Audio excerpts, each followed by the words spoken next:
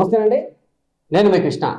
మనుషుల్లోనే అండి వర్గ వర్ణ విభేదాలు, ఈ కుల మత విద్వేషాలతో మనుషులు కొట్టుకొని చంపుకుంటున్నారు. అయితే జంతువుల్లో మాత్రం అటువంటిది లేదండి. ఏకంగా ఒక 12 కిలోల చిన్న జింకపిల్ల ఒక 60 టన్నుల గల ఖడ్గమృగాన్ని బెదిరిస్తూ ఆటలాడుకుంటున్నాయి. వాటిని చూస్తే ఆ జంతువులకు కడుపు నింపితే చాలండి, ఇంకా వేరే అవసరమే లేదు. అంత స్నేహంగా ఉంటాయి. ఇత్యాది అంశాల నేపథ్యంలో ఒక స్విట్జర్లాండ్ ఒక అటవీ ప్రాంతంలో ఒక చిన్న జింకపిల్ల ఖడ్గమృగాన్ని బెదిరిస్తూ ఆటలాడుకుంటున్నాయి.